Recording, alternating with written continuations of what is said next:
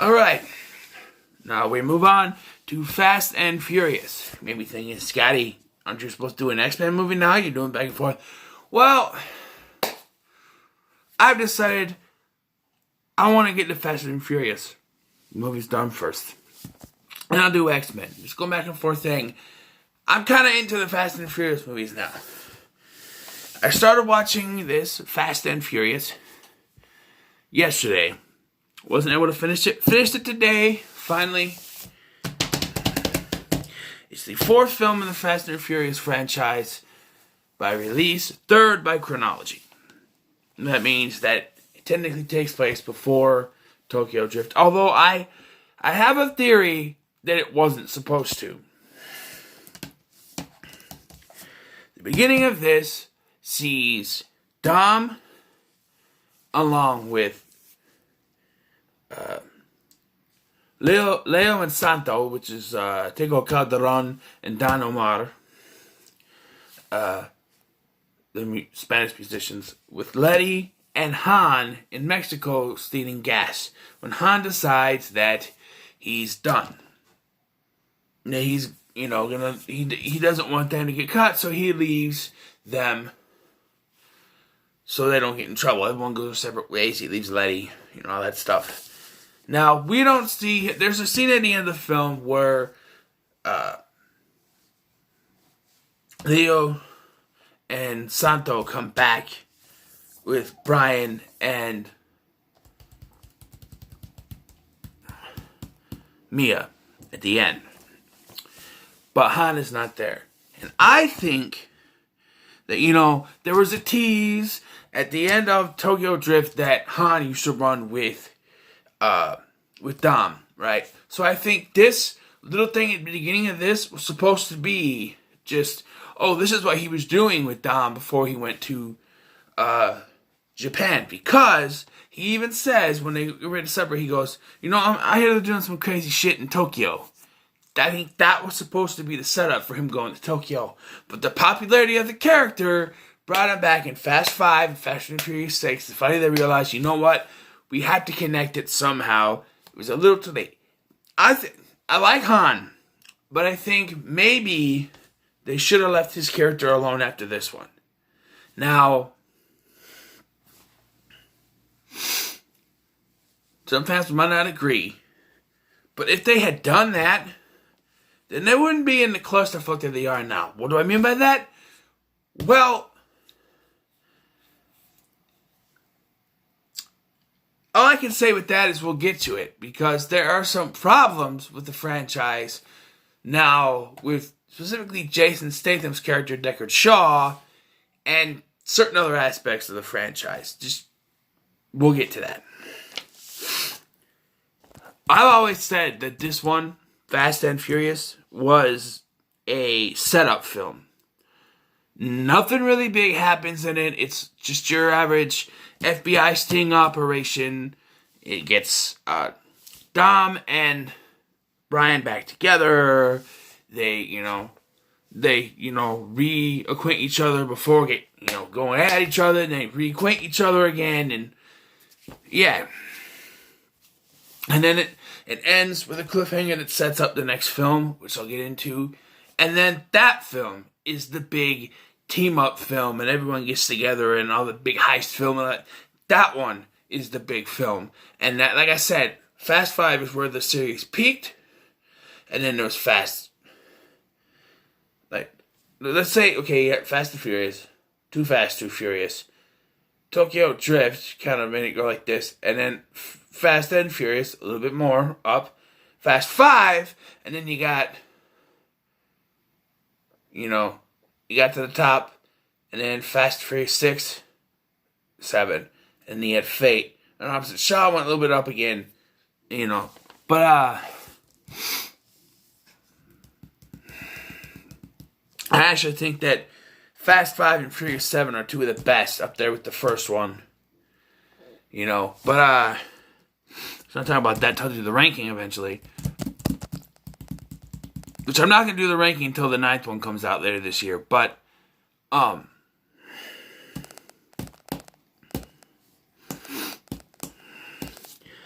Yeah, that's just my I've always thought about this. It's just your basic movie. It's nothing big. I mean, it's not even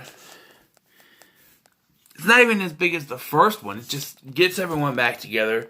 You introduce Giselle, which by the time Fast 5 came out, and they showed her in the trailers, and they show her in the movie, I had no idea who she was.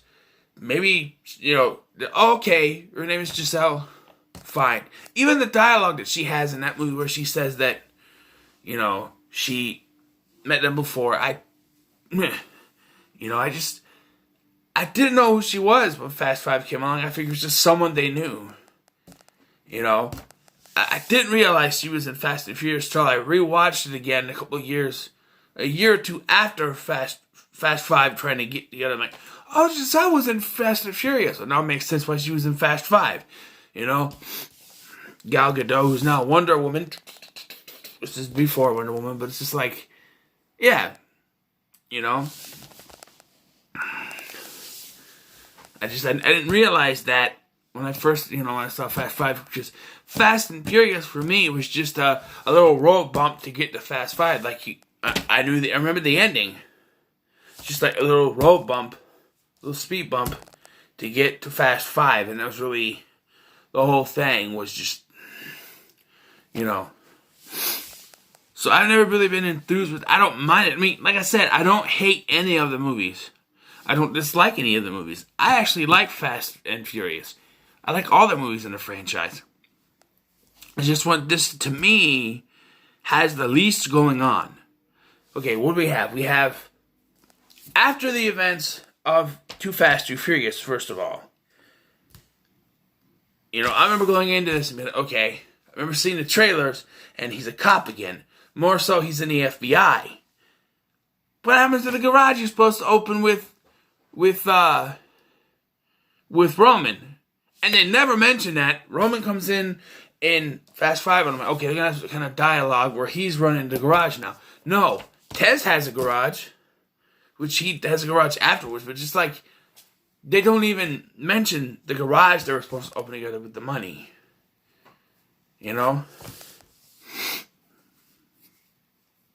He's just back working with the FBI, which, to me, it's kind of like Fast and Furious was a reboot of The Fast and the Furious, if you think about it. Because he's working for the FBI. He's undercover, but Dom knows that he's a cop. And he's back working together. And by the end, he takes off again and chooses Dom over his life as a GI man. As a, in law enforcement. It's basically the same thing. Not beat for beat, but, he reconnects with me and he reconnects with Dom. There's this whole thing between them where Dom finds out that Letty was working with the FBI to take down Praga, but she wasn't able to do it and she died because of it. And we'll get to, for the sake of this review, she died. We'll get to the rest of her story later. Because it's with Fast and Furious 6 that some of the stuff that happens in this is just like unbelievable. Which is why when Hobbs and Shaw came out and people were like, oh no, this isn't grounded like this isn't like the Fast and the Furious movie. Superpowered bad guy, that's not grounded like the rest of the movies. Like okay, well, I don't want to say anything in this review, but once we get to the next reviews and then we get to Hobbs and Shaw, I'll redo this little rant again and to tell you guys, why people are stupid. But anyway, Letty dies, and Dom has this little thing where he goes to where the crash happened. He can somehow, in his head, see what happened. Like he knows what happened. Okay. The guy's name was Phoenix, I think, that did it. Guy dies. He kills him by the end. But it's just, this not too eventful. It's just, like I said, it's a setup film. Everything that happens in here sets up for the next one. So it's not really anything spectacular, to be honest. Performances are great. It's the same actors, same characters we've seen before. We have a couple of new characters, like Stasiak, played by I forget his name, but he's been in a lot of stuff. He's in this one, and I think he's in 6. And 6 actually connects to this one because of the story that's going on. But yeah, it actually connects to this one. So, I can't say this is not an important chapter, because if you don't watch this one, you're not going to understand. One, you're not going to understand what's going on with the beginning of 5, and you're not going to understand some of the story plots from 6. So it is connected. And like I said, there's a thing at the end. After everything is said and done, Dom does get arrested, and he gets taken in, and he's on this bus with a prisoner transport, and you see these cars coming in, and you got Brian and Mia and Leo and Santo, and they're driving, and Dom looks and he just smiles. And that sets up for the next one. It does. And that's when we get The Rock, we get Reyes, which is... Oh yeah, Braga. I forgot to talk about Braga. There's this whole twist with Braga, right? Where there's this guy, his name is, Santos, I think his name is? Or something like that. And he's supposedly working with Braga. But he's the one always calling the shots out there, right? He's calling the shots. He's saying, do this, do that. You gotta do this for Braga. You gotta do that for Braga. And to me, I'm sitting there going, I got it about the same time the characters do, because they're sitting there. They're standing there, and they bring out Braga, and it's this kind of old Mexican man. And he's standing there, and they're looking, and I'm sitting there next to my friend. Same friend that I watched the first 2 movies with. And I'm sitting there, and I look at him, I go, that's not Braga. And then that's when Vin Diesel goes, that ain't Braga. He looks at me like, how did you know? He looked at me like, he just gave me a look. I figured it out. And then he's like, afterwards, he's kind of like, I kind of figured it out too, but I didn't know how you figured it out so quickly. I'm like, I don't know. But like, yeah, it was, I just had a weird feeling. And then, he's one of the only, to say, you got this Marvel superhero movies where most villains die. And, Johnny Tran died. But, I forgot to mention this in my Too Fast, Too Furious review, right? At the end, they show, what's his name? And Campos is the name that Braga uses, but Verone, and like he says to Roman, when he gets out he's gonna kill your ass, right? He ain't getting out. See you soon. That's never mentioned again. I think maybe they had plans for a sequel with them and Verone gets out, but they never did anything with it. I always like to see maybe a spin-off. And you could possibly set it before the events of Fast 5, where you can have, and it's, because I want a Roman Tej spin-off. And have them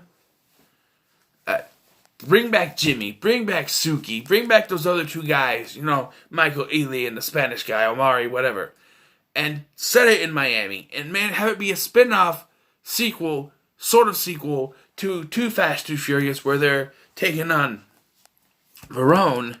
And at the end, at the very end, the phone rings, and they go, Brian?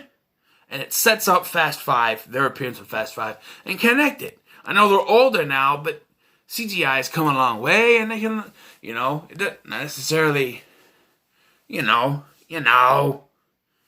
connect it. If a 38-year-old Lucas Black can play a 17-year-old character that he played years earlier at 24 for a cameo, which supposedly is coming back for, then they can have them play a little bit younger versions of themselves. Come on. I don't know. I've always wanted that kind of spin-off. Or even if they just want to do a spin-off set in current time or something, they can still pay it off with Verone coming back, finally getting out of prison. Who knows? But I just, Anyway, back to Fast and Furious. To me, this movie's never been too exciting. I give it a 6.